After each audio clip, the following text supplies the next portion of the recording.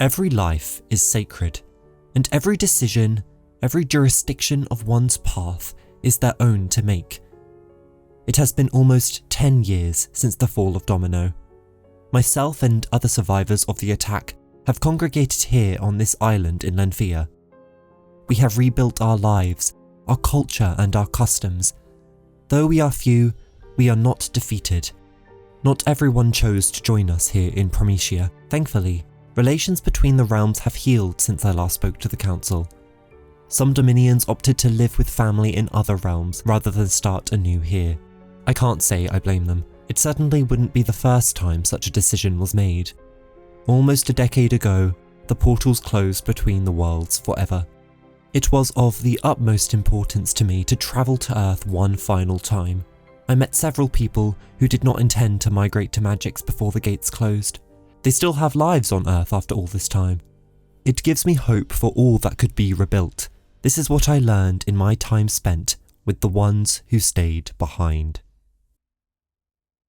On Earth, it is the 12th century. Though time may run concurrently, their society leaves much to be desired. We appear to be millennia ahead in technology, with our current focus being on extended space travel. Zenith leads the way in innovation and was able to land us on the moon centuries ago. On Earth, they still squabble about the most fundamental basics of reality. They've barely understood the atom, let alone split it. Communities of mystics are now small and hidden. When Magix was first created, many chose to stay on Earth. Over the millennia, most magical creatures have slowly trickled into permanent residence in Magix. The laws preventing humans and mystics from marrying are no longer enforced. Most of the mystics I spoke to who decided to stay had a family and a spouse.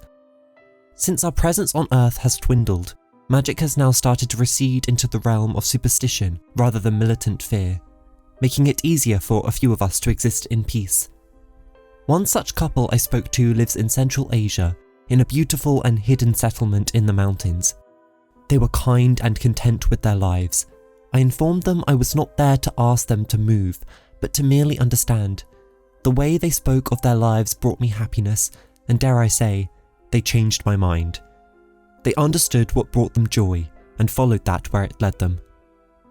Some have stayed because of their philosophy, citing that we were meant to be the custodians of the earth and help humans fulfill their potential. These mystics travel between civilizations and help where they can. I met a man like this in Lisbon. He navigated to regions of conflict, such as what is occurring in the Kingdom of Portugal. He spoke of interactions he has had with many like him, going from place to place to prevent loss of life. I greatly admire people like him, and wished him all the best. Our existence is already fading into myth and warped into legend, which makes it easier to get by without arousing suspicion now.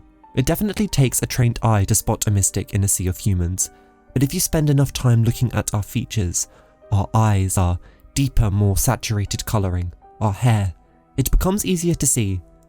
I sit and wonder now what will become of the population of mystics on Earth. The elves died out many centuries ago, leaving just us. Will our genealogy remain dominant, or will the descendants in the years to come get less and less powerful, slowly forgetting their familiar lineage in the process? I suppose I shall never know.